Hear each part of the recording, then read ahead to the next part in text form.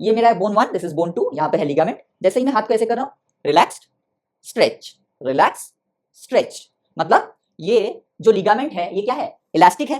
Pliable का मतलब क्या होता है, देखो प्लायबल का मतलब होता है कि ये मान लो ये हार्ड, ये क्या है, ये सॉफ्ट है, नो ये सॉफ्ट तो है नहीं, ये क्या है, ये सॉलिड है।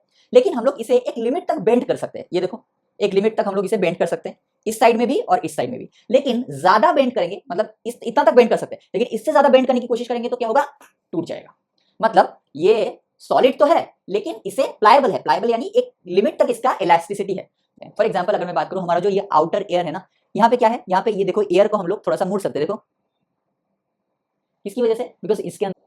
Hello students, welcome back again. Last video में हम लोगों ने कनेक्टिव टिश्यू को स्टार्ट किया था और हमने लूज कनेक्टिव टिश्यू को डिस्कस किया था। और लूज कनेक्टिव टिश्यू के अंदर हमने किसको डिस्कस किया था, एरियोलर टिश्यू को डिस्कस किया था और एडिपोज टिश्यू को डिस्कस किया था। क्लियर है यहां तक, वेरी गुड। हमने क्या पढ़ा था कि कनेक्टिव टिश्यू 3 टाइप के होते हैं, loose connective tissue, dense connective tissue and specialised connective tissue. इसमें से लूज कनेक्टिव टिश्यू हमने डिस्कस कर लिया, अब बचा है बस dense connective tissue and specialised connective tissue, जो हम लोग आज डिस्कस करेंगे। तो हेडिंग डालेंगे डेंस कनेक्टिव टिश्यू। हेडिंग क्या हो जाएगा, dense connective tissue, dense connective tissue, dense connective tissue. Loose connective tissue में क्या था, जितने भी फाइबर्स एंड सेल्स थे वो कैसे प्रेजेंट थे, लूजली अरेंज थे। ये क्या है, डेंस कनेक्टिव टिश्यू, नाम से ही पता चल रहा है कैसे प्रेजेंट होंगे, कॉम्पैक्टली अरेंज्ड होंगे, डेंसली अरेंज्ड होंगे, डेंस यानी कॉम्पैक्टली अरेंज्ड होंगे। तो फर्स्ट पॉइंट क्या लिखेंगे, फर्स्ट पॉइंट लिखेंगे इसके अंदर हम लोग fibres and fibroblast, fibres and fibroblast, fibroblast यानी fibres producing and secreting cells are known as fibroblast. सही है, चलो fibres and fibroblasts, blasts are compactly arranged, are compactly arranged. कैसे अरेंज्ड होते हैं, कॉम्पैक्टली अरेंज्ड होते हैं भाई। ये कैसे अरेंज्ड होते हैं, कॉम्पैक्टली अरेंज्ड होते हैं। क्लियर है, वेरी गुड। अब ये जो डेंस कनेक्टिव टिश्यू है ना, ये on the basis of their fibres orientation, fibres कैसे ओरिएंटेड है, क्या फाइबर्स ऐसे ऐसे ऐसे ऐसे एक रो में, एक प्रॉपर वे में, प्रॉपर डेकोरम में प्रेजेंट है, या ऐसे वैसे जैसे तैसे पड़ा है, उसके ऊपर क्या डिपेंड करता है। डेंस कनेक्टिव टिश्यू दो टाइप के होते हैं। कैसे कैसे टाइप की अगर बात करें तो लिखेंगे on the basis of, on the basis of orientation, orientation, on the basis of orientations of, orientation of fibers, fibers का orientation कैसा है, मतलब फाइबर्स एक प्रॉपर वे में प्रेजेंट है या ऐसे तैसे जैसे मर्जी वैसे पड़े हैं, उसके ऊपर क्या होता है। डेंस कनेक्टिव टिश्यू को हम लोग दो पार्ट में डिवाइड कर सकते हैं। एक क्या हो जाएगा, पहला क्या हो जाएगा, पहले हम लोग बोलते हैं regular, dense regular connective tissue, और हो जाता है एक dense irregular connective tissue, irregular, regular and irregular connective tissue. नाम से ही पता चल रहा है, रेगुलर यानी एकदम प्रॉपर वे में प्रेजेंट होगा, इरेगुलर मतलब ऐसे वैसे जैसे तैसे पड़ा है बस। ठीक है, तो दोनों को ही हम लोग डिस्कस करेंगे, dense regular and dense irregular. सबसे पहले डिस्कस करेंगे डेंस रेगुलर को, तो हेडिंग डालेंगे, सब हेडिंग करेंगे डेंस रेगुलर। क्या हेडिंग डालेंगे, डेंस रेगुलर। अगर हम बात करते हैं डेंस रेगुलर की, तो इसमें क्या देखा जाता है, इसमें कोलेजन और इलास्टिन फाइबर्स दोनों ही देखे जाते हैं, लेकिन कोलेजन फाइबर्स की कहीं किसी किसी जगह, फॉर एग्जांपल अगर मैं बात करूं लिगामेंट की, तो वहां पे इलास्टिन फाइबर्स ज्यादा होते हैं, और अगर मैं बात करूं टेंडन की, तो उसमें हमारे कोलेजन फाइबर्स ज्यादा होते हैं। अगर मैं बात करूं लिगामेंट की, तो वहां पे इलास्टिन फाइबर ज्यादा होंगे, अगर मैं बात करूं टेंडन की, उसमें कोलेजन फाइबर्स ज्यादा होंगे। अब टेंडन एंड लिगामेंट क्या है हम लोग अभी डिस्कस करेंगे, डोंट वरी। तो क्या लिखेंगे, फर्स्ट पॉइंट क्या हो जाएगा, फर्स्ट पॉइंट हो जाएगा यहाँ के collagen fibres, collagen fibres are present in rows between many parallel bundles of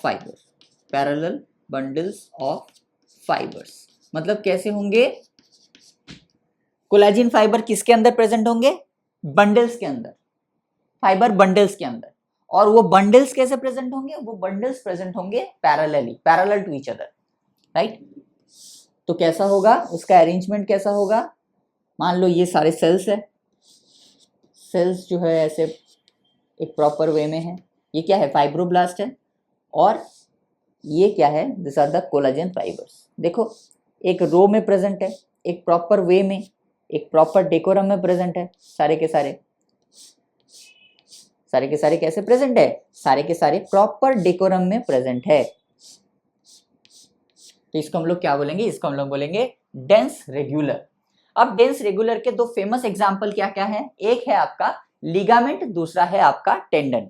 ligament और टेंडन में बच्चों को सबसे ज्यादा कंफ्यूजन होता है कि भाई लिगामेंट कौन सा है और टेंडन कौन सा है, राइट। ये बहुत ज्यादा कंफ्यूजिंग होता है। लेकिन हम लोग क्या करेंगे? एक डायग्राम ड्रॉ करेंगे और बस आपको वो डायग्राम दिमाग में याद रखना है। बस अगर आपने वो डायग्राम याद रख लिया तो आपका काम हो गया। आप कभी भी एग्जाम हॉल में या कभी भी जिंदगी में आप कभी भी कंफ्यूज नहीं हो सकते, ठीक है।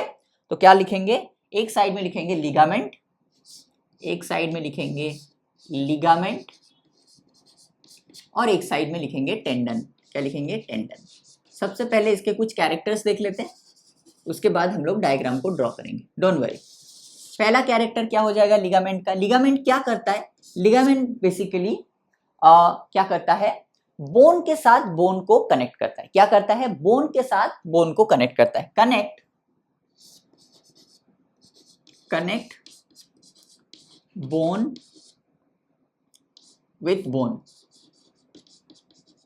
या connect bone, one bone with another, connect bone to bone, connect bone to bone. Bone के साथ बोन को कनेक्ट करता है कौन? लिगामेंट। मान लो एक एग्जाम्पल के थ्रू मैं आपको समझाने की कोशिश करता हूं। मान लो ये मेरा जो हाथ है, ये एक बोन 1 है, ये है बोन 2।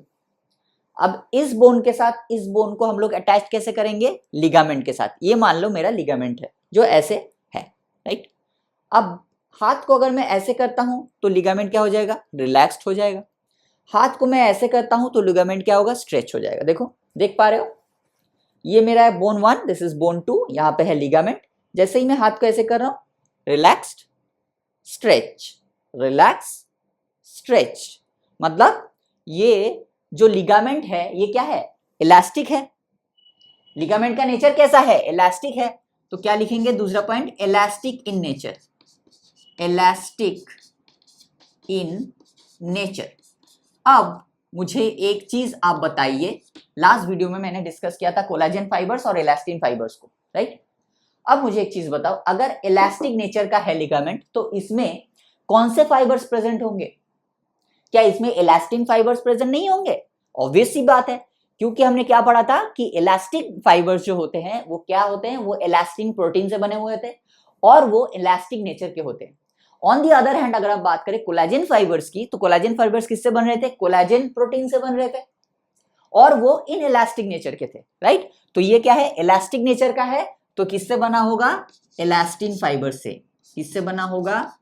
इलास्टिन फाइबर से, इलास्टिन फाइबर से। क्या है? इलास्टिन फाइबर किससे बना है? इलास्टिन प्रोटीन से, सबको पता है, राइट। तो जैसे ही दिमाग में लिगामेंट आए तो ये वाला जो मैंने कॉन्सेप्ट बताया ये याद कर लेना, राइट। तो बार बार अगर लिगामेंट ऐसे ऐसे ऐसे ऐसे मूव कर रहा है तो इसमें क्या हो सकता है? इसमें एक्सेसिव पुलिंग के कारण, ये क्या है? पुलिंग, एक्सेसिव पुलिंग के कारण क्या हो सकता है? इसमें स्प्रेन भी हो सकता है। तो लिगामेंट में हम लोग स्प्रेन देख सकते हैं। क्या हो सकता है? स्प्रेन हो सकता है। Sprain due to excessive, sprain due to excessive pulling. Excessive pulling के कारण क्या हो सकता है? लिगामेंट में स्प्रेन भी हो सकता है। ऑन द अदर हैंड अगर हम बात करें टेंडन की, तो टेंडन क्या करता है, connect muscle to bone, connect muscle to bone, connect muscle to bone. अब मान लो ये जो मेरा बाइसेप्स है, ये किसी बोन के साथ अटैच्ड है, राइट। तो इसको अटैच कौन कर रहा है, इसको अटैच कर रहा है ऑब्वियसली कौन, टेंडन अटैच कर रहा है।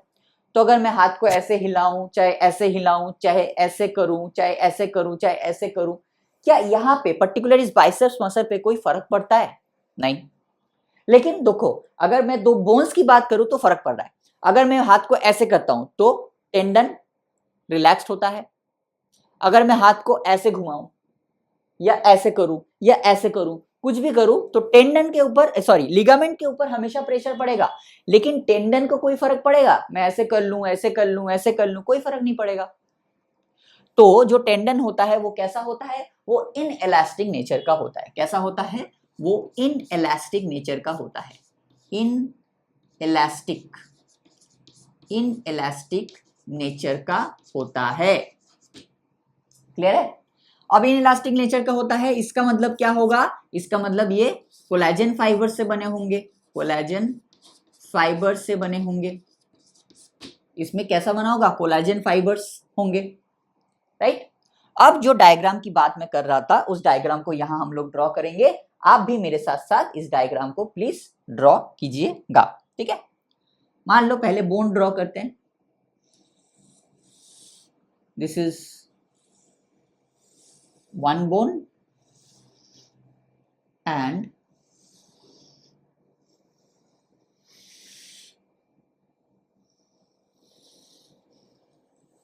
this is another bone. This is bone 1. ये क्या है, this is bone 1 and this is bone 2. अब लिगामेंट क्या करेगा, बोन के साथ बोन को अटैच करेगा। क्या करेगा, बोन के साथ बोन को अटैच करेगा, मतलब ऐसा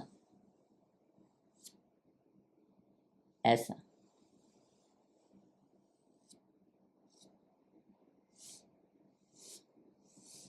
इस डायग्राम को आप भी ड्रॉ कीजिए, राइट। तो इसने क्या किया, बोन 1 के साथ बोन 2 को अटैच कर रहा है। तो इसको हम लोग क्या बोलेंगे, इसको हम लोग बोलेंगे, क्या बोलेंगे इसको बताओ, इसको हम लोग बोलेंगे लिगामेंट। क्या बोलेंगे इसको, हम लोग प्यार से बोलेंगे लिगामेंट। अब मान लो यहां पे कोई टिश्यू प्रेजेंट है। क्या प्रेजेंट है, कोई मसल प्रेजेंट है। मान लो यहां पे कोई मसल प्रेजेंट है। इससे ड्रॉ कर दूं मसल को, चलो इसी से ड्रॉ करते हैं। मान लो यहाँ पे कोई मसल है, कोई मसल यहाँ पे प्रेजेंट है, ऐसा मसल है। ये क्या है, this is nothing but the muscle. लिखेंगे, डोंट वरी, सब लिखेंगे, आराम आराम से पढ़ेंगे, कोई हड़बड़ी जल्दी नहीं करेंगे। आप भी आराम आराम से इस डायग्राम को ड्रॉ कीजिए प्लीज, इट्स माय रिक्वेस्ट। तो ये क्या है, this is nothing but the muscle. और हमने क्या पढ़ा कि टेंडन क्या करेगा, मसल के साथ बोन को अटैच करेगा। तो इसने मसल के साथ क्या किया, बोन को अटैच कर दिया, यहाँ पे ऐसे, यहाँ पे ऐसे। तो ये क्या था, मसल के साथ इसने क्या किया, बोन को ऐसे अटैच कर दिया। तो इसको हम लोग क्या बोलेंगे, इसको हम लोग बोलेंगे टेंडन। क्या बोलेंगे, टेंडन। कोई निमोनिक्स नहीं, कोई ज्यादा माथापची नहीं, एकदम आराम आराम से बस इस डायग्राम को ड्रॉ रखो, याद रखो, काम हो जाएगा। मसल के साथ कौन कनेक्ट कर रहा है बोन को, तो कौन कनेक्ट कर रहा है बताओ, टेंडन। ये है टेंडन, और ये है क्या, ये है हो गया हमारा मसल, हमारा प्यारा सा मसल। और ये हमारा हो गया लिगामेंट, जो बोन के साथ बोन को अटैच कर रहा है। अब इस डायग्राम को अगर जिंदगी भर आप याद रखोगे तो जिंदगी भर में कभी भी आपको कंफ्यूजन नहीं होगा कि भाई लिगामेंट किसे कहते हैं और टेंडन किसे कहते हैं। क्लियर है? चलो, सो this is all about dense regular. अब क्या होगा, डेंस इरेगुलर। डेंस इरेगुलर में कुछ खास है नहीं, कुछ नहीं है खास। डेंस इरेगुलर में खास कुछ नहीं है, बस दो ही पॉइंट्स हमें लिखने हैं, उसके बाद हम लोग चले जाएंगे स्पेशलाइज्ड में। क्या लिखेंगे, डेंस इरेग्युलर, नाम से ही पता चल रहा है कैसा होगा, इरेग्युलर होगा, dense irregular, irregular. First point क्या हो जाएगा, डेंस इरेगुलर का फर्स्ट पॉइंट क्या हो जाएगा कि फाइबर्स एंड फाइब्रोब्लास्ट कैसे प्रेजेंट होते हैं, fibres and fibroblast are oriented differently, are oriented, fibres and cells, fibers and cells are differently oriented, differently oriented, differently oriented, right? मतलब कैसे होंगे, अगर ये मान लो सेल्स है, ये मान लो सेल है, ये मान लो सेल है, तो फाइबर्स कैसे प्रेजेंट होते हैं, ऐसे भी हो सकते हैं, कुछ ऐसे होंगे, कुछ ऐसे होंगे, कुछ ऐसे होंगे, कुछ ऐसे होंगे, कुछ ऐसे होंगे। देखो कोई एक प्रॉपर वे नहीं है, या जैसे तैसे ये लोग अरेंज हो रहे हैं, तो इसको लोग बोलेंगे डेंस इरेगुलर कनेक्टिव टिश्यू। और दूसरा पॉइंट होता है, ये कहाँ पाया जाता है, found in skin, found in skin, हमारे स्किन में ये पाए जाते हैं, दिस इज डेंस इरेगुलर। अब हम लोग क्या डिस्कस करेंगे, अब हम लोग डिस्कस करेंगे स्पेशल कनेक्टिव टिश्यू के बारे में। किसके बारे में, special connective tissue. Last day हमने क्या डिस्कस किया था कि आपके एनसीईआरटी में दिया गया है स्पेशल कनेक्टिव टिश्यू में हम लोग क्या क्या डिस्कस करना है। ऑलरेडी एडिपोज को हम लोग डिस्कस कर चुके हैं, लेकिन जब भी आपसे पूछा जाए स्पेशल कनेक्टिव टिश्यू किसे किसे कहते हैं, तो उसका आंसर क्या होगा, उसका आंसर होगा cartilage, bone, blood and adipose, ये चार होंगे, बिकॉज आपके एनसीईआरटी में यही चार दिए गए हैं। ठीक है, चलो तो हेडिंग डालेंगे स्पेशल कनेक्टिव टिश्यू, क्या हेडिंग डालेंगे, स्पेशल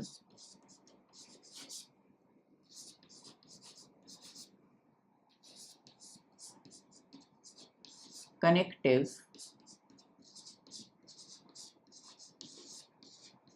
टिश्यू, हेडिंग डाल दिए स्पेशल कनेक्टिव टिश्यू। सबसे पहले किसको डिस्कस करेंगे, सबसे पहले डिस्कस करेंगे हम लोग कार्टिलेज को। किसको डिस्कस करेंगे, सबसे पहले डिस्कस करेंगे हम लोग कार्टिलेज को, कार्टिलेज, राइट, कार्टिलेज को। सबसे पहला पॉइंट क्या हो जाएगा कार्टिलेज के अंदर, सबसे पहला पॉइंट होगा ये कार्टिलेज का जो मैट्रिक्स या ग्राउंड सब्सटेंस होते हैं ना, ये कैसा होता है, ये सॉलिड होता है लेकिन प्लायबल होता है। प्लायबल का मतलब क्या है, प्लायबल का मतलब समझो, कैसे समझाऊं आपको, एक मिनट मेरे पास कुछ है। प्लायबल का मतलब क्या होता है, देखो प्लायबल का मतलब होता है कि ये मान लो ये हार्ड, ये क्या है, ये सॉफ्ट है, नो ये सॉफ्ट तो है नहीं, ये क्या है, ये सॉलिड है, लेकिन हम लोग इसे एक लिमिट तक बेंड कर सकते हैं। ये देखो एक लिमिट तक हम लोग इसे बेंड कर सकते हैं, इस साइड में भी और इस साइड में भी, लेकिन ज्यादा बेंड करेंगे, मतलब इतना तक बेंड कर सकते हैं, लेकिन इससे ज्यादा बेंड करने की कोशिश करेंगे तो क्या होगा, टूट जाएगा। मतलब ये सॉलिड तो है लेकिन इसे प्लायबल है, प्लायबल यानी एक लिमिट तक इसका इलास्टिसिटी है, पूरी तरह से बेंड नहीं हो सकता, इतना भी इलास्टिक नहीं है, लेकिन थोड़ा बहुत इलास्टिक नेचर का ये है, लेकिन ज्यादा मोड़ने की कोशिश करेंगे तो ये टूट जा सकता है, तो इसे कहा जाता है प्लायबल। तो फर्स्ट पॉइंट क्या लिखेंगे, the intercellular substance, the intercellular substance, intercellular substance, और किसे क्या कहा जाता है, इसे कहा जाता है मैट्रिक्स। क्या कहा जाता है, मैट्रिक्स। इंटरसेल्युलर सब्सटेंस और मैट्रिक्स इज कैसा होता है, solid, solid and pliable, PLIABLE, pliable. Pliable यानी थोड़ा बहुत ये मुड़ सकता है, अकॉर्डिंग टू, मतलब बहुत ज्यादा इलास्टिक नेचर का नहीं है, लेकिन थोड़ा बहुत इलास्टिसिटी इनमें होता है, सॉलिड एंड प्लायबल नेचर का होता है, and can resist compression, compression. हमने यही तो देखा इसमें, ये क्या कर सकता है, ये थोड़ा बहुत कंप्रेशन को रेजिस्ट कर सकता है, रेजिस्ट कर रहा है, टूट रहा है, नहीं टूट रहा है, मतलब ये रेजिस्ट कर रहा है, लेकिन एक लिमिट तक ये रेजिस्ट कर सकता है, एंड कैन रेजिस्ट कंप्रेशन। ये पहला पॉइंट हो गया। दूसरा पॉइंट क्या होता है, ये जो मैट्रिक्स है ये एक पर्टिकुलर चीज से बना है, एक मटेरियल से। ये आपके एनसीईआरटी में नहीं है तो यहाँ पे मैं स्टार दे देता हूं थोड़ा सा। तो क्या लिखेंगे, matrix is composed of, matrix is composed of material. क्या है वो मटेरियल, उसको बोला जाता है कॉन्ड्रिन। क्या बोला जाता है, कॉन्ड्रिन, CHONDRIN, कॉन्ड्रिन, कॉन्ड्रिन, ठीक है। Matrix is composed of a material called chondrin. अब ये जो मैट्रिक्स होता है ना, इसमें छोटे छोटे फ्लूइड फील्ड, इसमें छोटे छोटे क्या होते हैं, फ्लूइड फील्ड, मतलब इसमें फ्लूइड रहता है। फ्लूइड फील्ड क्या होता है, फ्लूइड फील्ड हमारा कैविटीज प्रेजेंट होता है ये जो मैट्रिक्स है इसके अंदर। तो क्या लिखेंगे, presence of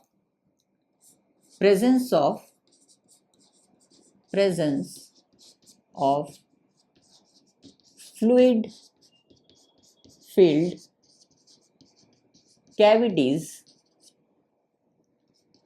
in the matrix called lacunae। मान लो, एक डायग्राम ड्रॉ करके आपको समझाना पड़ेगा, ठीक है। ये मान लो क्या है, मैट्रिक्स है।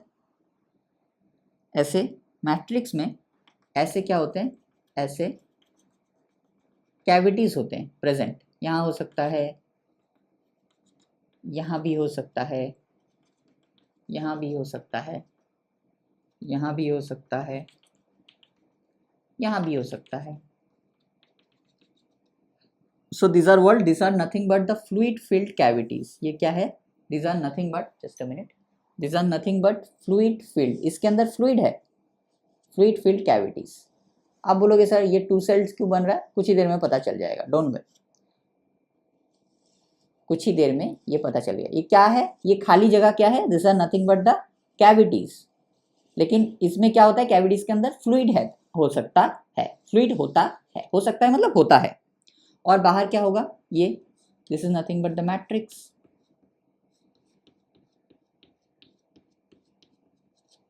This is nothing but what, this is nothing but the matrix. क्या है,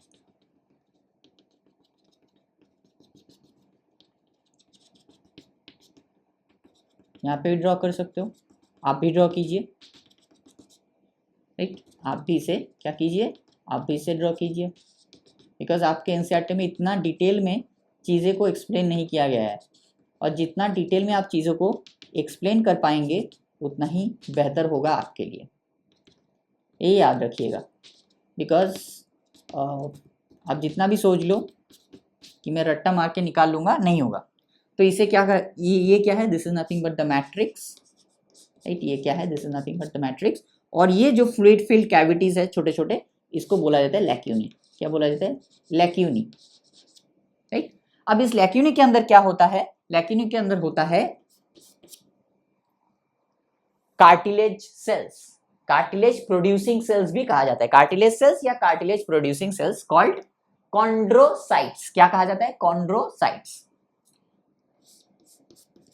इनसाइड क्या लिखेंगे, inside the lacunae, inside the lacunae, inside the lacunae presence of cartilage producing cells, cartilage producing cells, cartilage producing cells called chondrocytes। क्या बोला जाता है, chondrocytes,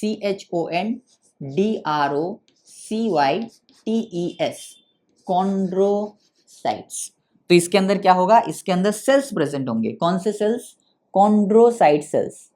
और ये जो सेल्स होते हैं ना, ये एक भी हो सकते हैं और 2 भी हो सकते हैं।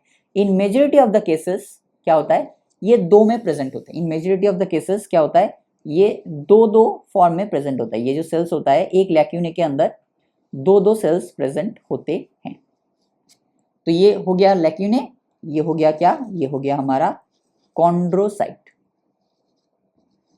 कुछ खाली रख देते हैं ताकि आपको लैक्यूने में डिफरेंस पता चल जाए। तो ये क्या है, this are nothing but the cartilage producing cells, जिसको हम लोग क्या बोल रहे हैं, कॉन्ड्रोसाइट, CHONDROCYTE, कॉन्ड्रोसाइट। क्लियर है यहां तक? क्लियर है? अब ये जो कार्टिलेज है ना, ये जो कार्टिलेज है, ये कार्टिलेज एक पर्टिकुलर शीट से कवर्ड रहता है। क्या होता है, एक पर्टिकुलर शीट से कवर्ड रहता है। ये भी आपके एनसीईआरटी में नहीं है, तो इसको भी आप थोड़ा सा स्टार मार्क देके नोट कर लीजिए। क्या लिखेंगे, cartilage is covered by a sheet, cartilage is covered by a sheet, sheet को क्या कहा जाता है, शीट कॉल्ड पेरिकॉन्ड्रियम। क्या बोला जाता है, पेरिकॉन्ड्रियम, PERI, पेरी मतलब शीट, एंड कॉन्ड्रियम, कॉन्ड्रियम कार्टिलेज से आया है, CHON कॉन्ड्रियम, DRIUM, perichondrium, DRIUM, perichondrium. क्या कहा जाता है, पेरिकॉन्ड्रियम, राइट। तो कार्टिलेज प्रोड्यूसिंग सेल्स को क्या कहा जाता है, कॉन्ड्रोसाइट्स, एंड कार्टिलेज जो कवर्ड से मतलब जो शीट से कवर्ड रहता है उसे क्या कहा जाता है, पेरिकॉन्ड्रियम, कॉन्ड्रियम, DRIUM, पेरिकॉन्ड्रियम। ठीक है, क्लियर है यहां तक? अब जो कार्टिलेज होता है ना, वो एडल्ट में बहुत कम देखे जाते हैं। फॉर एग्जाम्पल अगर मैं बात करूं, हमारा जो ये आउटर एयर है ना, यहाँ पे क्या है, यहाँ पे ये देखो एयर को हम लोग थोड़ा सा मोड़ सकते हैं, देखो किसकी वजह से, बिकॉज इसके अंदर कार्टिलेज प्रेजेंट है, राइट। और हमने क्या पढ़ा था फर्स्ट पॉइंट, कि कार्टिलेज हार्ड तो सॉलिड तो होते हैं लेकिन प्लायबल होते हैं, तो इसी वजह से इस कान को जो है हम लोग ऐसे कर सकते हैं, टक टक टक टक टक टक, राइट। तो थोड़ा बहुत ये बेंड हो सकता है, थोड़ा सा बहुत इसमें इलास्टिसिटी हो सकती है, ठीक है। तो जैसे कि मैं बोल रहा था कि मतलब मेजॉरिटी ऑफ द जो कार्टिलेज होता है वो क्या होता है, वो बोन से रिप्लेस्ड हो जाता है। वर्टिब्रेट जब एम्ब्रायो होता है, एम्ब्रायो के अंदर सब कार्टिलेज होते हैं, लेकिन जैसे ही एम्ब्रायो से वो एडल्ट बनता है, क्या होता है कि कार्टिलेज धीरे धीरे कन्वर्ट हो जाता है, किसमें, बोन में कन्वर्ट हो जाता है। लेकिन फिर भी कुछ बहुत थोड़ा बहुत कार्टिलेज रह जाता है, जैसे कि मैंने बताया आउटर एयर में, एयर जॉइंट्स में, नोज के टिप में, ये सारे क्या है, ये सारे नथिंग बट कार्टिलेज है। इसको मैं मिटा देता हूं, आप इस डायग्राम को प्लीज ड्रॉ कर लीजिएगा। इसमें भी सेल्स होंगे, लेकिन मैंने इसको गैप इसलिए रखा ताकि आपको पता चले कि ये पहले एक फ्लूइड फिल स्पेस था, उसके बाद ये सेल्स आए, ठीक है। ये बात आपको पता चलनी चाहिए। पॉइंट नंबर 6 क्या होगा, पॉइंट नंबर 6 क्या लिखेंगे, पॉइंट नंबर 6 लिखेंगे वही जो मैंने कहा, majority of the cartilage, majority of the cartilage, majority of the cartilage, majority of the cartilage in vertebrate embryos, in vertebrate embryos, majority of the cartilage in vertebrate embryos are replaced by what, are replaced by bones, bone से replaced कर दिया जाता है, ठीक है। लेकिन फिर भी कुछ कुछ जगह पे, जैसे मैंने कहा कि नोज के टिप में, एयर जॉइंट्स में हम लोगों को कार्टिलेज देखने को मिल जाता है। तो पॉइंट नंबर 6, 7 क्या लिखेंगे, कार्टिलेज कहाँ कहाँ प्रेजेंट होते हैं। सबसे पहले लिखेंगे tip of nose, tip of nose, और कहाँ पे ये होते हैं, आउटर एयर जॉइंट्स में, आउटर एयर जॉइंट्स में ये देखे जाते हैं। और कहाँ देखे जाते हैं, two adjacent bones, two adjacent bones of vertebral column, vertebral column में देखे जाते हैं। ये जो है हमारा, ये क्या है, this is nothing but the vertebral column. ये दो एडजेसेंट बोन्स, मान लो ये एक बोन है, ये एक बोन है, ये दोनों के बीच में क्या देखे जाते हैं, कार्टिलेज देखे जाते हैं। इसी वजह से ये दो इजिली हम लोग ऐसे ऐसे फ्लेक्सिबल कर सकते हैं, ऐसे कर सकते हैं ना फ्लेक्स थोड़ा सा, किसकी वजह से, कार्टिलेज होने की वजह से, right. Adjacent bones of vertebral column and, और कहाँ देखे जाते हैं, और देखे जाते हैं लिम्स में, लिम्स एंड हैंड्स में देखे जाते हैं, लिम्स एंड हैंड्स में देखे जाते हैं। तो टिप ऑफ नोज में और एयर जॉइंट्स में ये क्या करता है, फ्लेक्सिबिलिटी देता है। क्या देता है, फ्लेक्सिबिलिटी। क्या देता है, फ्लेक्सिबिलिटी प्रोवाइड करता है। ये बोन्स में प्रेजेंट है, इसी वजह से ये क्या कर रहा है, हमें एक सपोर्ट दे रहा है। हम खड़े हैं किसकी वजह से, वर्टिब्रल कॉलम के सपोर्ट की वजह से, या बैठते हैं किसकी वजह से, वर्टिब्रल कॉलम के सपोर्ट की वजह से। तो यहाँ पे कार्टिलेज क्या करता है, सपोर्ट प्रोवाइड करता है। क्या करता है, सपोर्ट प्रोवाइड करता है। और लिम्स एंड हैंड्स में होने की वजह से क्या होता है, यहाँ पे हमें compression, can resist compression, resist compression, compression को रेजिस्ट कर सकते हैं, रेजिस्ट कॉम्प्रेशन, राइट। मान लो इस बोतल को मैंने उछाला ऐसे और ऐसे पकड़ा, तो किसकी वजह से, ये तो कॉम्प्रेशन आया ना, जब धक्का लगा मेरे साथ तो कॉम्प्रेस तो हुआ। इस कॉम्प्रेशन को रेजिस्ट कौन करता है, यही कार्टिलेज जो है लिम्स एंड मतलब लेग्स एंड बोन्स में, मतलब हैंड्स में क्या करता है, कॉम्प्रेशन को रेजिस्ट करने में हेल्प करता है। So this is all about the cartilage, this is all about the cartilage. इससे ज्यादा कार्टिलेज में ना कुछ है, ना आपको कुछ जानने की जरूरत है, राइट। इससे ज्यादा अगर आप जान रहे हो तो आप मतलब क्या ही बोलूं मैं, तो आप मतलब सही नहीं कर रहे हो, मतलब अपने ही पैर में कुल्हाड़ी मार रहे हो, क्योंकि इससे ज्यादा जानने की आपको कोई जरूरत नहीं है। आपको ऐसा लगेगा कि सभी पढ़ लूं, सब कुछ पढ़ लूं, जितना है उतना पढ़ लूं, लेकिन भाई उतना ही पढ़ो जितना एग्जाम पॉइंट ऑफ व्यू से इंपॉर्टेंट है। जैसे कुछ चीजें थी, जैसे मैंने लिखा दिया, जैसे कार्टिलेज का कवरिंग को क्या कहते हैं वो मैंने लिखा दिया, राइट, वो आपका नहीं था। जैसे मैट्रिक्स किस चीज से बना है, कार्टिलेज। तो जो चीज जरूरत की होगी वो मैं आपको लिखा दूंगा, डोंट वरी। और जो चीज नहीं चाहिए वो नहीं चाहिए, ठीक है, उसको इग्नोर करो और आगे बढ़ो। खैर थोड़ा सा मैं चेंज कर लेता हूं, चलो ठीक है। अब हेडिंग क्या डालेंगे हम लोग, अब हेडिंग डालेंगे कार्टिलेज हो गया, अब बचा क्या है, बोन और हमारा ब्लड, राइट। तो दूसरा क्या हो जाएगा, बोन। बोन भी क्या हो जाएगा, एक स्पेशलाइज्ड कार्टिलेज के अंदर आता है। बोन किसके अंदर आता है, एक स्पेशलाइज्ड कार्टिलेज के अंदर आता है।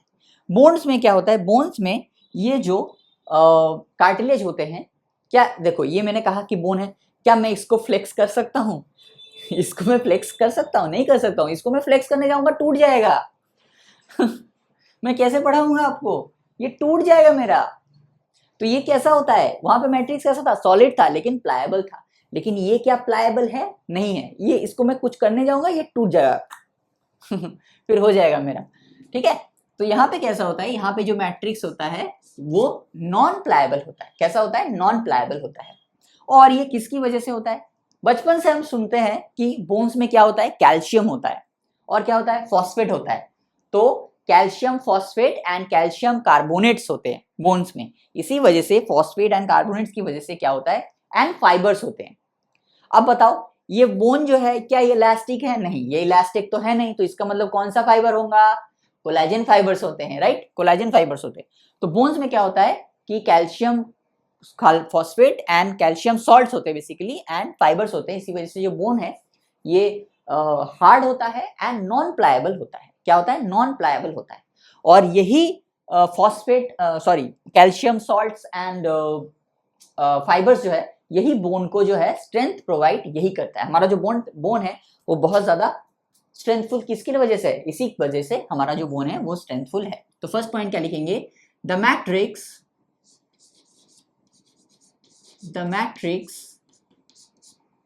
Is hard and non pliable,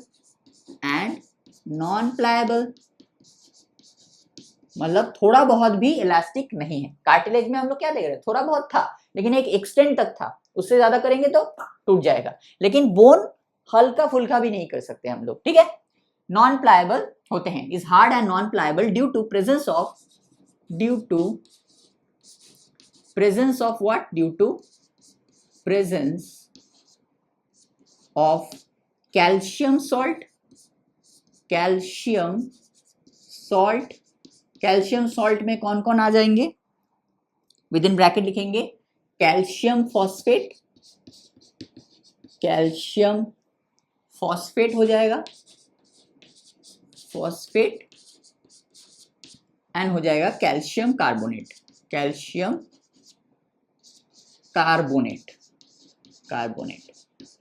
phosphate and हमारा हो जाएगा कैल्शियम कार्बोनेट। ये दो सॉल्ट्स, कैल्शियम सॉल्ट प्रेजेंट होते हैं due to presence of calcium salt and fibres,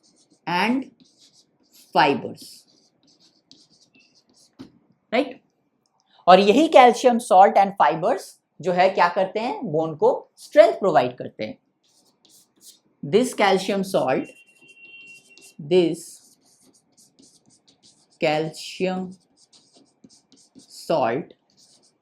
salts and fibers provide नहीं लिखेंगे, make bones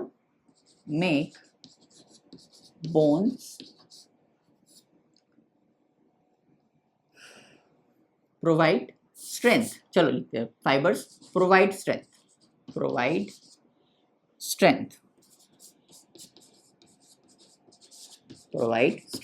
बोन को क्या करते हैं, स्ट्रेंथ प्रोवाइड करते हैं।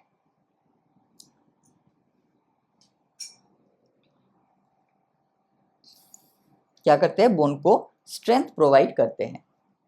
क्लियर है यहां तक। थर्ड पॉइंट क्या हो जाएगा, सब कुछ जो हम लोग पढ़ेंगे सिर्फ और सिर्फ मैट्रिक्स, बिकॉज बोन में मैट्रिक्स पार्ट ज्यादा है। तो थर्ड पॉइंट क्या हो जाएगा, याद करो वहां हमने क्या पढ़ा था, जो मैट्रिक्स है वो किस चीज से बन रहा है, composed of a material called chondrin. यहाँ पे bone composed of a material, bone में जो मैट्रिक्स होता है तो कैसे होता है, composed of matrix is composed of अ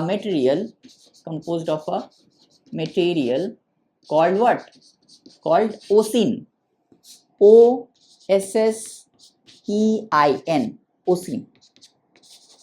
ये याद रखना है, ये आपके एनसीईआरटी में नहीं दिया गया है, राइट, ठीक है, ओसिन। फोर्थ पॉइंट क्या हो जाएगा, अगर हम बात करते हैं मैट्रिक्स की, तो मैट्रिक्स यहाँ पे नॉर्मली प्रेजेंट नहीं होता है। मैट्रिक्स कैसा होता है, एक लेयर्स में प्रेजेंट होते हैं, जिसको हम लोग क्या बोलते हैं, जिसको हम लोग बोलते हैं लैमेली। ये भी आपके एनसीईआरटी में नहीं दिया गया है। क्या लिखेंगे, matrix is present in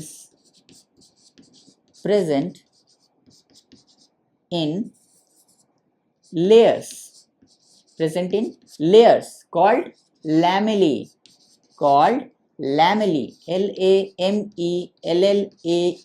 lamellae, called what? Called lamellae या lamella, कुछ भी कह सकते हो, lamellae, राइट। एक डायग्राम ड्रॉ करके मैं आपको चीजों को दिखाता हूं। ये आपके एनसीईआरटी में नहीं है डायग्राम, तो प्लीज मेरे साथ साथ इस डायग्राम को आप भी ड्रॉ कीजिए। तो यहाँ पे क्या होता है, ये जो मैट्रिक्स होता है ना, ये मैट्रिक्स ऐसे प्रेजेंट होता है,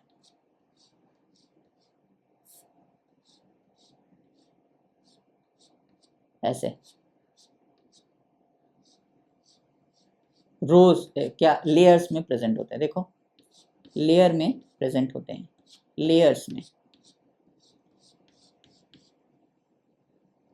ये मैंने स्क्वायर बनाया, ये कुछ भी हो सकता है, राउंड भी हो सकता है, ओवल भी हो सकता है, कुछ भी ये हो सकता है, ठीक है, ये कुछ भी हो सकता है। मैंने यहाँ पे क्या बनाया, स्क्वायर बनाया। तो ये क्या है, this is nothing but the matrix, this is matrix. Matrix is present in layers called lamellae, right. अब इस लैमेले के ऊपर क्या मिलता है, वहां हमें क्या दिख रहा था, मैट्रिक्स नॉर्मली प्रेजेंट था और मैट्रिक्स में ही क्या थे, फ्लूइड फिल्ड कैविटीज थे। अब यहाँ पे क्या होगा, इस लैमेले के ऊपर, ये क्या है, सॉरी ये मैट्रिक्स नहीं है, इसको क्या कहेंगे, इसको लैमेले बोलेंगे, लैमेली। इस लैमेली के ऊपर क्या होगा, जो फ्लूइड फील्ड कैविटीज यानी लैक्यूनी है वो लैमेली के ऊपर प्रेजेंट होगा। ठीक है, तो फिफ्थ पॉइंट क्या लिखेंगे, ये भी आपकी एनसीईआरटी में नहीं है, तो प्लीज इसको सारे के सारे पॉइंट्स को अच्छे से नोट डाउन कीजिए।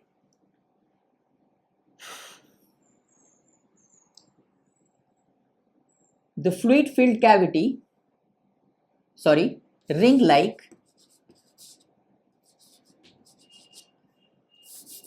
in this lamellae, sorry लिख देते हैं, in this lamellae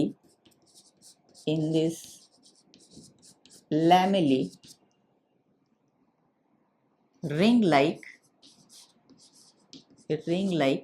मतलब circular, ring like fluid filled cavity, ring like fluid filled cavities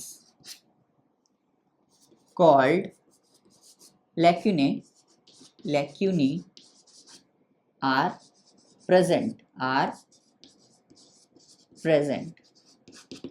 इसी लैमेली के ऊपर क्या होगा, फ्लूइड फील्ड कैविटी या लैक्यूनी जो है वो इसी यहाँ पे प्रेजेंट होगा। मतलब ऐसे, ये देखो कैविटी, ये भी आ गया, ये भी आ गया, ये भी आ जाएगा, ये भी आ जाएगा, ये भी आ जाएगा, यहाँ पे भी कर देते हैं, यहाँ कर दिया, यहाँ पे भी कर दिया, यहाँ पे भी कर दिया, यहाँ पे एक और, फिर एक और, फिर यहाँ एक, फिर यहाँ एक बना दिया। तो ये क्या है, लैमेली के ऊपर ही प्रेजेंट होंगे लैक्यूनी और फ्लूइड फील्ड कैविटी। और इसके अंदर क्या होगा, इसके अंदर बोन सेल्स प्रेजेंट होंगे, राइट। इसके अंदर क्या होगा, वहां पे क्या था, कार्टिलेज फॉर्मिंग सेल्स प्रेजेंट थे जिसको हम लोग बोल रहे थे कॉन्ड्रोसाइट्स, इसको हम लोग क्या बोलेंगे, ऑस्टियोसाइट्स, राइट। क्या बोलेंगे, ऑस्टियोसाइट्स। तो क्या लिखेंगे, inside lacunae bone cells are present, inside लैक्यूनी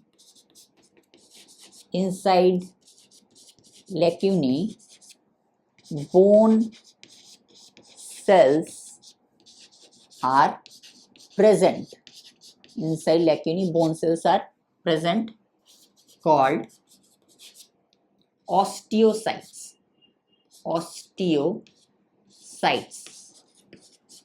bone cells को क्या बोला जाता है, ऑस्टियोसाइट्स और बोन सेल्स आर प्रेजेंट। इसके अंदर क्या होगा, इसके अंदर बोन सेल्स प्रेजेंट होंगे, क्या होंगे, बोन सेल्स प्रेजेंट होंगे, ऑस्टियोसाइट्स।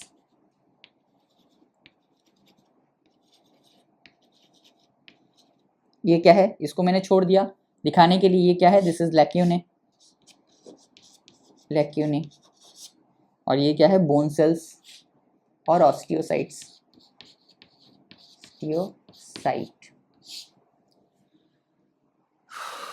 क्लियर है।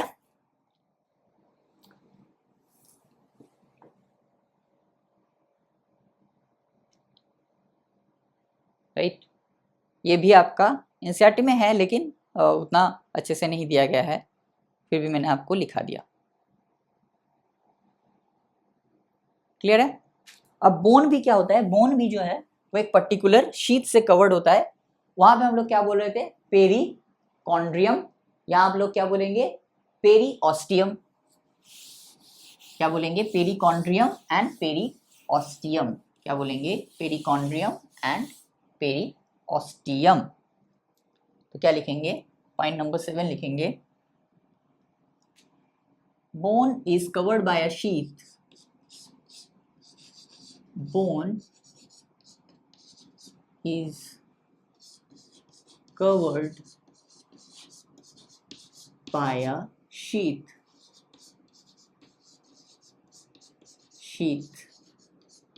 called what, called periosteum। क्या बोला जाता है, पेरीऑस्टियम, PERIOSTEUM और TIUM, कुछ भी कर सकते हो आप, डोंट वरी, पेरीऑस्टियम, ठीक है, पेरीऑस्टियम। क्लियर है यहां तक। मैं थोड़ा सा पानी पी लेता हूं।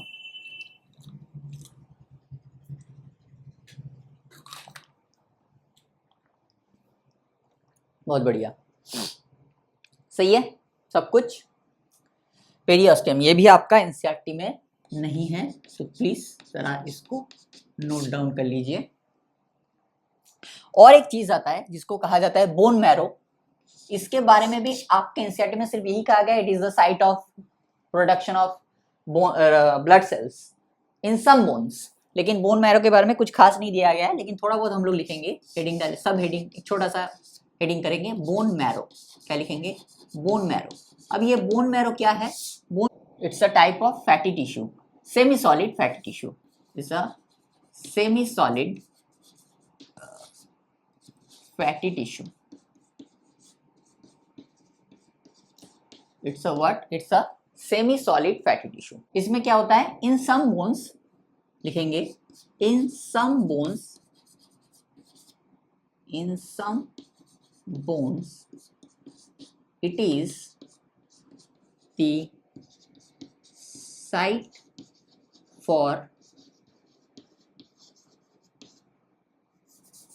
it is the site for production of blood cells, production of blood cells। कुछ कुछ बोन में यहाँ पे क्या होता है, कुछ कुछ बोन में, ऐसा नहीं कि हर एक बोन में, in some bones it is the site for production of blood cells. Blood cells यानी आरबीसी, डब्ल्यूबीसी, प्लेटलेट्स कहाँ से बनते हैं, बोन मैरो पे से बनते हैं, कुछ कुछ बोन्स में, इन सम बोन्स, ये याद रखना है, not in all bones, in some bones, in some bones. अब ये बोन्स कहाँ कहाँ देखे जाते हैं, मतलब बोन्स का फंक्शन क्या है, तो फर्स्ट फंक्शन इसको बोलेंगे, अगर नंबर 9 अगर बात करते हैं फंक्शन की,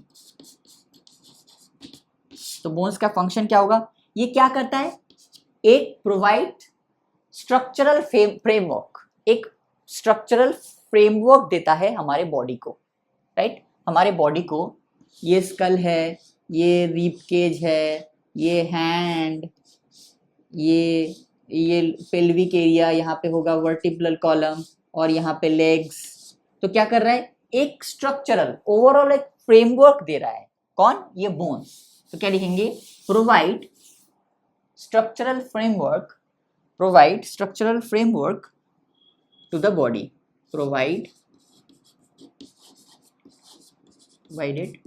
structural framework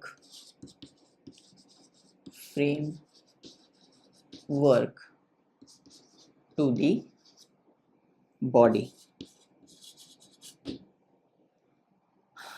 body, राइट। दूसरा क्या होगा, ये बोन्स क्या करता है, बोन्स हमारे जो ऑर्गेन्स है, राइट, ये हमारे जो ऑर्गेन्स है उसको क्या करते हैं, सपोर्ट भी करते हैं एंड प्रोटेक्ट भी करते हैं। फॉर एग्जांपल अगर हम बात करें स्कल की, स्कल क्या करता है, हमारे ब्रेन को प्रोटेक्ट रखता है। अगर मैं बात करूं रिब केज की, रिब केज क्या करता है, हमारे हार्ट को, हमारे लंग्स को, इन सारी चीजों को क्या करता है, प्रोटेक्ट रखता है, राइट। तो क्या लिखेंगे, protect, support and protect, support and protect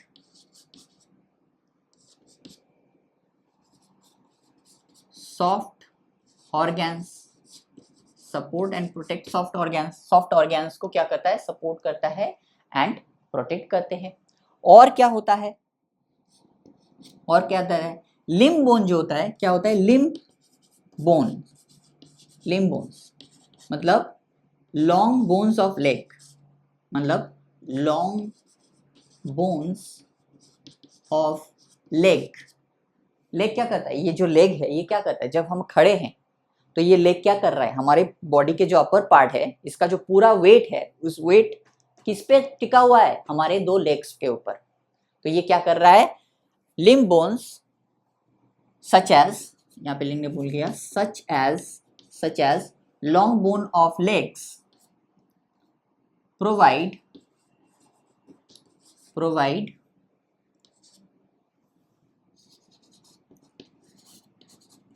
weight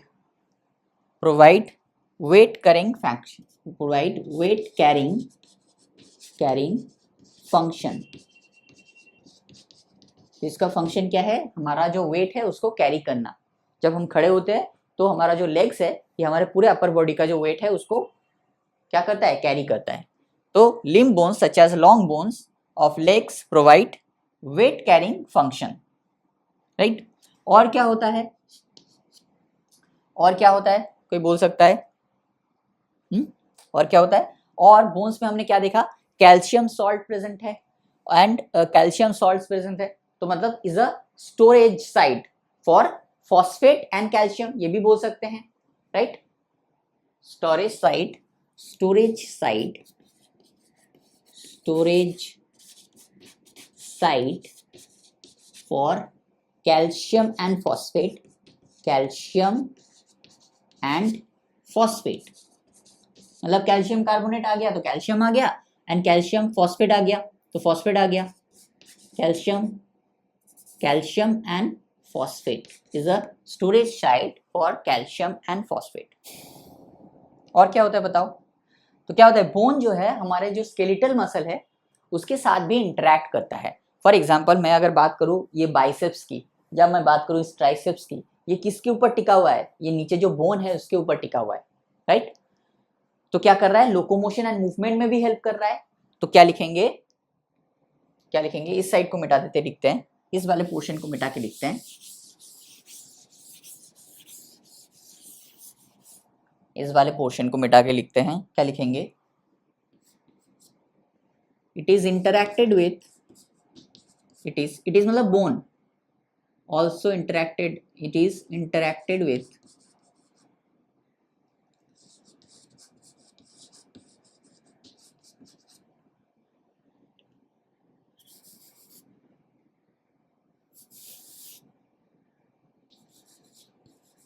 bone also interacted with skeletal muscle, skeletal muscle, bone also interacted with skeletal muscle, thus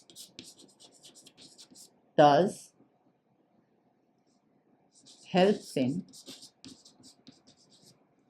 locomotion and movement, locomotion and movement,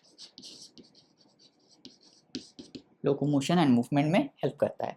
और एक चीज़ है जो आपके एनसीईआरटी में तो नहीं है, मुझे नहीं पता एग्जाम पॉइंट ऑफ व्यू से कितना इंपॉर्टेंस है, लेकिन अगर आप बोन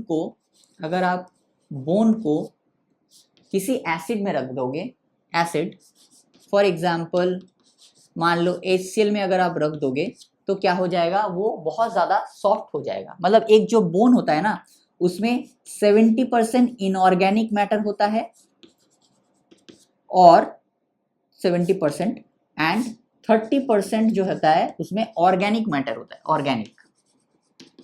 तो अगर आप एसिड में रख दोगे बोन को तो क्या होगा, ये ऑर्गेनिक मैटर जो है ये रह जाएगा, लेकिन ये जो इनऑर्गेनिक मैटर है ये पूरी तरह से खत्म हो जाएगा, राइट। तो बोन क्या हो जाएगा, सॉफ्ट, बहुत ज्यादा, very very soft, very very soft हो जाएगा।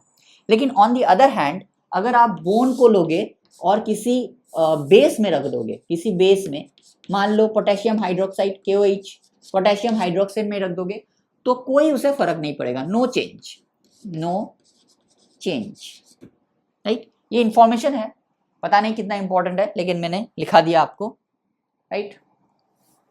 अगर बोन को किसी एसिड में रखोगे तो वो बहुत ज्यादा सॉफ्ट हो, बिकॉज उसके टिश्यूज जो होंगे वो ब्रेक होना स्टार्ट होंगे और ये बहुत ज्यादा सॉफ्ट हो जाएगा, ठीक है, बिकॉज उसके सारे के सारे इनऑर्गेनिक पार्ट जो है वो खत्म हो जाएंगे, बचेंगे सिर्फ ऑर्गेनिक, मतलब जो लिविंग पार्ट है वो।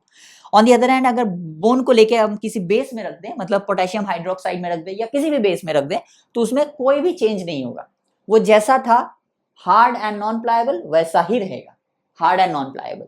लेकिन एसिड में डालोगे तो बहुत ज्यादा सॉफ्ट हो जाएगा। सो this is all about bone, इससे ज्यादा बोन में कुछ है नहीं और ना आपको जानने की कोई जरूरत है।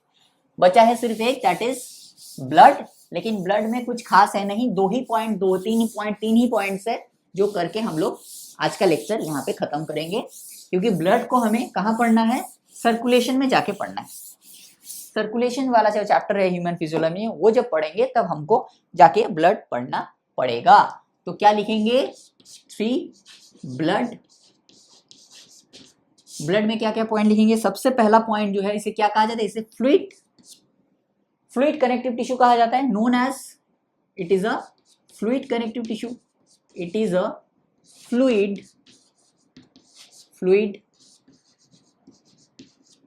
Connective tissue. ये क्या है? ये एक फ्लूइड कनेक्टिव टिश्यू है, राइट, क्योंकि इनमें फाइबर्स नहीं होता और ये फाइबर्स प्रोड्यूस भी नहीं करते, ऑलरेडी हमने डिस्कस किया था। और क्या होता है? दूसरा पॉइंट क्या हो जाएगा? दूसरा पॉइंट हो जाएगा कंपोनेंट्स क्या होते हैं इसके? कंपोनेंट्स क्या होते हैं? इसमें प्लाज्मा होता है, प्लाज्मा फ्लूइड जो होता है प्लाज्मा, और क्या होता है? आरबीसी होता है, डब्ल्यूबीसी होता है, प्लेटलेट्स होते हैं। ये सारे के सारे क्या है? ये तीनों के तीनों क्या है? ये तीनों के तीनों सेल्स है, राइट। और ये क्या काम करता है? तो it is the main circulating fluid. ये क्या है? It is the main circulating fluid which helps in the transportation of various substances। क्या लिखेंगे? it is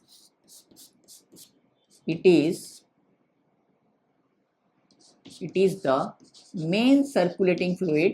बाहर बारिश स्टार्ट हो गया फिर से। it is the main circulating fluid। it is the main circulating fluid। circulating fluid का मतलब क्या है? जो फ्लूइड पूरे बॉडी में सर्कुलेट करता है, पूरे बॉडी में circulating fluid, and helps in the transportation